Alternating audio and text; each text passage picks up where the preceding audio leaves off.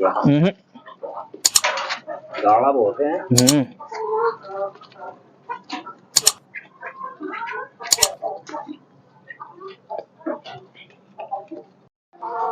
So welcome back to Sabri goat farm. एक video लेकर आए हैं। अच्छा फीड देने के बाद भी बकरों के कहीं ना कहीं एक मवाद की गांठ बन जाती है। तो गांठ बनने के बाद में काफ़ी ज़्यादा टेंशन ये रहती है कि ये गांठ कहीं आगे चल के नुकसान ज़्यादा ना दे, और फिर इसी टेंशन से फिर ध्यान ज़्यादा फार्मिंग पे अपने नहीं रहता, जानवरों पे। तो हम इसी के टॉपिक को लेकर के आए हैं। आज से 2 महीने पहले मेरी एक वीडियो आई थी। उस वीडियो में मैंने पूरा बताया गया था कि किस तरह से किस कमी के कारण होता है। शायद किसी ने नहीं देखी हो, और अब ये फर्स्ट मेरी वीडियो देख रहे हो तो मैं आपको बता दूं कि 2 महीने पहले इस बकरे के ऊपर मैं वीडियो लेकर आया था। इसके बकरे के 2 गांठें थी पस की। तो वो जो गांठें थी वो इसके निकली हुई थी और काफ़ी ज़्यादा बड़े आकार में थी। तो मैंने यही उस वीडियो में बताया था कि ये पस की मवाद की गांठ है और इसके लिए यही बेहतर है, इसके लिए रुक के इंतज़ार किया जाए। तो इसमें रुका गया और 2 महीने लगे, कंप्लीटली 2 महीने लगे। इसकी गांठ बिल्कुल ही पक गई और काफ़ी ज़्यादा फैली हुई थी। समथिंग 4 इंच में वो गांठ थी। आज लगभग वो 1.5 इंच में रह गई है।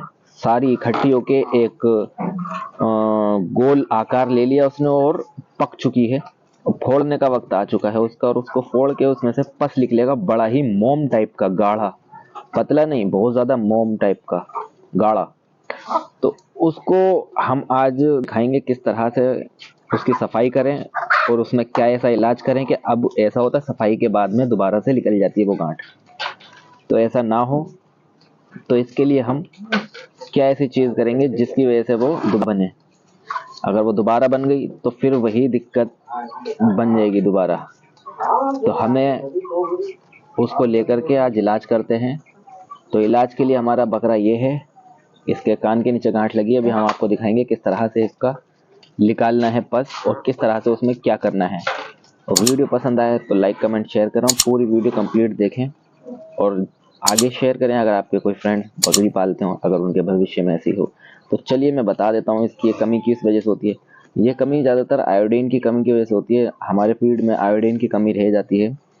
दरअसल ये बकरा मैं बाहर से परचेज़ किया था, तो इसके बारे में मुझे ज़्यादा बैकग्राउंड का नहीं मालूम।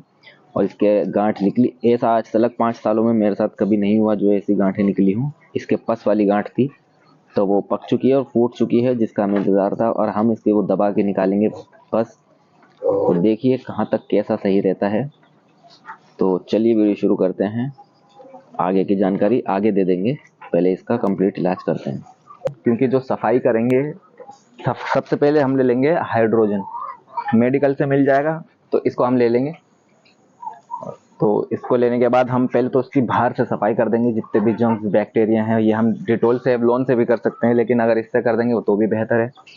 इससे शायद ये लगाने से बकरा थोड़ा सा उछल सकता है क्योंकि इससे जलन मचती है, हाइड्रोजन है। सेकेंडली हम लेंगे ये बीटाडीन, जो कि सफाई के बाद में जख्म के अंदर डालने के लिए हम करेंगे। ऐसी कंडीशन में अगर आप चीरा लगाते हैं तो नमक भी भर सकते हैं उसके अंदर। 2 दिन वो नमक का पानी बन के वो रिसेगा, टपकेगा, उससे कोई दिक्कत नहीं, मक्खियाँ भी बैठ सकती हैं। तो उस पर आप एक टोपिक्योर का स्प्रे लगा दें, जिसकी वजह से मक्खियाँ ना बैठें, कीड़े ना पड़े।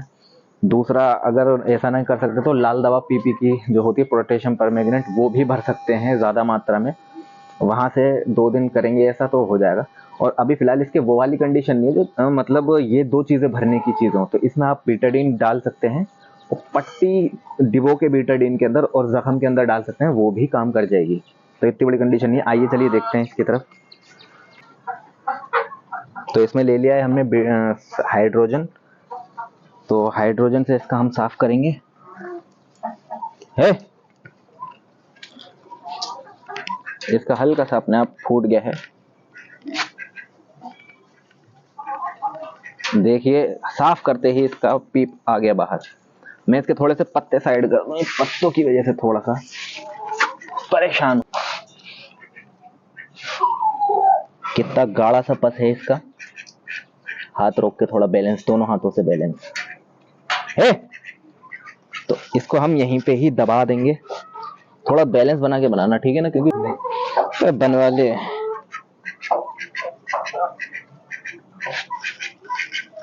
बन रही है। हाँ।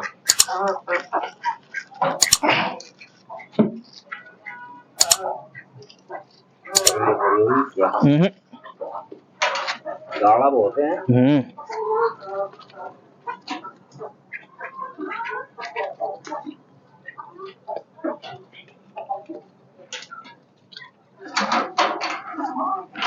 बांध के निकाल लेते हैं।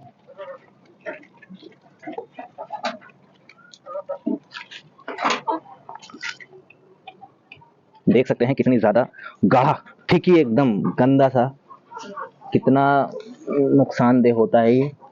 इसके अंदर टपक नहीं रहा, टपक जाए तो या मैं पोंछ दूं इसे, कोई दिक्कत। बस, तो कितना ज्यादा गाढ़ा बहुत ज्यादा है।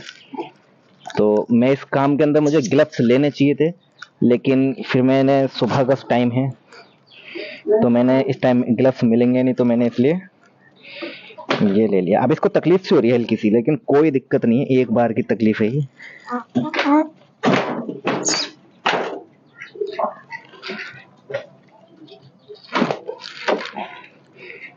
इस तरह से आप पोंछ देंगे। अब इसकी खत्म हो गई कहानी, अब ये खाल सुकड़ जाएगी। देख सकते हैं, क्लोज लाइए, थोड़ा सा छेद दिख रहा है इसका, छेद कितना है इसके अंदर, यही इसका ऑटोमेटिकली हटा है। मैं चीरा इसका लगा देता, लेकिन मैंने जब इसको देखा पक रहा है, फिर मैंने नहीं लगाया। अब मैं इसके अंदर बीटाडीन, क्लियरली बीटाडीन ही भरूंगा। पहले इसकी अच्छे से सफाई कर दूं, कहीं पस और तो नहीं है। तो अब नहीं है इसके पास, बस क्लियर हो गई सारी। तो अब मैं इसके अंदर आपको भरने का तरीका दिखाऊंगा, बीटाडीन कैसे भरी जाती है। बीटाडीन लूंगा, इंजेक्शन में क्यों काम की है? काम की नहीं, इंजेक्शन से सही जाती, ये भी सही जाएगी। इंजेक्शन मिला नहीं मुझे बेशक, ये सही मेरे को लगा। 2 ml चली जाएगी, 2 ml, और 2 ही ml जा पाएगी ज़्यादा से ज़्यादा, या 4 ml। तो ये की आप इंजेक्शन ले सकते हैं, इसमें कोई वो नहीं है। मैंने इसलिए ले ली, मुझे जो अवेलेबल लगा। तो इसके केस, ये केस इसलिए होते हैं, शायद इसमें I-FER-H इंजेक्शन लगाया जाता है ये खत्म करने के लिए बीमारी, और कोई बीमारी नहीं है, नॉर्मली सबके निकल भी जाती है। तो इसका यही एक रिजल्ट है। नरगिया खा रही है। इसमें भरने में थोड़ा टाइम लगता है, कोई दिक्कत नहीं। तो इसके लिए आपको अब इसमें भाने बकरे को नमक कंटिन्यूसली रखना होगा। नमक जितना जल्दी रखेंगे उससे ये होगा कि ये बीमारी नज़दीक दोबारा आएगी नहीं, और जो है वो भी खत्म हो जाएगी। और हम इसकी बीटाडीन रोजाना डालनी होगी, और हो सके चाहे खुला रहने दो या खुला रहने देना, एक ही शर्त है, जख्म बड़ा ना हो, मक्खी बैठे नहीं उस पर, तो तभी सही रहेगा। वरना अगर एक बार उस पर कीड़े पड़ गए तो फिर अभी एक बीमारी से लड़े हो, दूसरी से लड़ोगे, तो ऐसा ना हो, ठीक है। तो हमारी ये पूरी लोड हो चुकी है, और हम उसके छेद के अंदर ये निप्पल डाल के पूरी डाल देंगे जितनी जाएगी। तो एक बार मैं फिर से हाइड्रोजन से उसको साफ करूंगा, क्योंकि बाहर तो अभी शुरू में आपने करा था क्लीन, और अब बाहर से हम कर देते हैं, ताकि ये ले लेता हूं मैं, ये साइड से साफ है। मैं रुई लेके नहीं आया, अभी इस वक्त कुछ अवेलेबल नहीं लगा, तो मैंने यही ले लिया।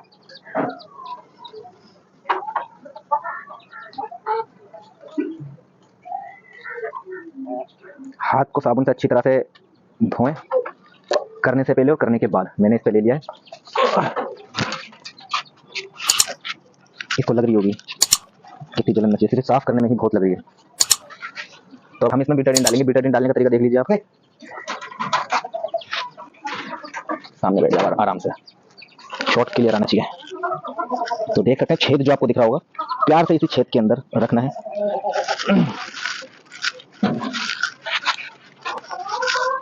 तो सिंपल सा तरीका आपने देख लिया, कितने प्यार से इसके अंदर आपने दवाई डाल दी। ऐसा लग रहा होगा, लेकिन बड़ी मेहनत लगी थी, डलवा नहीं रहा था और मुझे अकेले करना पड़ रहा था। तो इसके अंदर पूरी बीटाडीन डाल के और एक बार निकाल दी, क्योंकि थोड़ी सी और पस निकली थी, तो पूरी बीटाडीन डाल दी हमने, भर दी, और अंदर से सफाई हो गई। हमने इसमें 3 बार बीटाडीन डाली, 2 बार डाली, सफाई कर दी, निकाल दी बाहर बीटाडीन दबा के, जैसे पस निकाला था। और कलर वीडियो का इसलिए चेंज है क्योंकि लाल दवाई है तो खून में आ सकता है, तो वीडियो पर स्ट्राइक लग सकता है, इस वजह से कलर चेंज है, एडजस्ट कर ले। और दवाई हमने पूरी डाल दी थी 3 बार में और दवाई ऐसी भर के छोड़ दी थी। अगले दिन हम इसकी दोबारा हाइड्रोजन से सफाई करेंगे, क्लीन करेंगे और दोबारा से बीटाडीन का अगर छेद बंद होगा तो कर देंगे, वरना तो ऊपर से हम इसमें बीटाडीन लगा देंगे, बाम वाली जो होती है, ट्यूब वाली। और दूसरी बात, ये एक समस्या इसलिए ज़्यादातर आती है क्योंकि हमारे बकरों में आयोडीन की कमी हो जाती है। हमें नमक का खास ख्याल रखना है। हालांकि मैं सबको खिलाता हूँ अपने जानवरों को, और इसे हमने परचेज़ किया था तो इसका बैकग्राउंड हमें नहीं पता। तो यहाँ पे मेरा भी माइक बंद हो गया था तो मुझे पता नहीं चला, और हमारे कैमरामैन ने भी हमें नहीं बताया कि माइक का कोई रिस्पॉन्स नहीं आ रहा। तो मैं ये बता रहा हूँ कि आप नमक अपने फीड में कंटिन्यू रखें, और इसका हमने जो सर्जिकल किया है इसका हम इसकी ड्रेसिंग हमें 3 से 4 दिन करनी है, जब तक ये ठीक नहीं हो जाता। अगर इसमें दोबारा पस भरेगा तो यही हम रिपीट करेंगे दोबारा से कि इसमें पस ना भरे, और हम बार बार पस इसका निकालते रहेंगे, सफाई करते रहेंगे। अगर ऐसा आप करेंगे तो गले में गांठें जो पड़ के बच्चे पैदा होते हैं वो नमक की कमी के कारण होते हैं। जैसे कि बच्चे पैदा होते हैं, ऐसे गाभिन बकरी को हमें आयोडीन का नमक खिलाना चाहिए। कोई सा भी आयोडीन का नमक हो, बस आयोडीन खिलाना है हमें। इस बात का खास ख्याल रखेंगे तो गले में बच्चे गांठ के नहीं पैदा होंगे। तो हमें शुरू से ही करना है ख्याल, ताकि ऐसे गांठ के बच्चे ना पैदा हों। और आपको ओनली 2 ग्राम पर डे एक बकरी का डोज होता है, चाहे गाभिन हो या खाली हो, तो बकरी जो बच्चे देगी ऐसे गांठ वाले पैदा नहीं होंगे। तो हमें भी इसका कंटिन्यू रखना है। और इसकी गांठ बहुत बड़ी थी पहले, काफ़ी ज़्यादा फैली भी थी हिस्से में, 4 इंची के लगभग में, लेकिन अब जब पक गई तो 2 इंची के आकार में छोटी सी रह गई। और इसकी पकने की पहचान होती है कि गांठ के ऊपर से बाल उड़ जाएंगे बिल्कुल से, और पीला मुंह पड़ जाएगा, समझ लेना है गांठ पक चुकी है और फूटने वाली है। तो हम इसको दबा करके सारा हमने इसका पस निकाला। आपको भी इसी तरह से करना है, और जैसे मैंने सफाई करके दिखाई आपको भी ऐसी सफाई करनी है। इसको चीरा लगा के निकाला जा सकता था पस, लेकिन जो काम आसानी से हो गया बिना टेंशन के, उस पर क्यों झंझट पाले। तो हमने इसको बिना चीरा लगाए ही इसका पस निकाल दिया।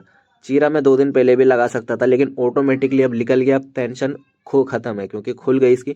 हमने 2 चीज़ों की सहायता ली। अब मैं इसको सेप्ट्रॉन की गोली खिलाऊंगा जिससे इसका जख्म सूखेगा, तो पस ना पड़ने का हो सकेगा तो एक आध में इंजेक्शन लगा दूंगा। लाइक जैसे मोनोसेप भी काम में आ सकता है, और एक जेंटामाइसिन का इंजेक्शन अगर वो होगा तो सिंगल में वो लगाऊंगा। Thank you.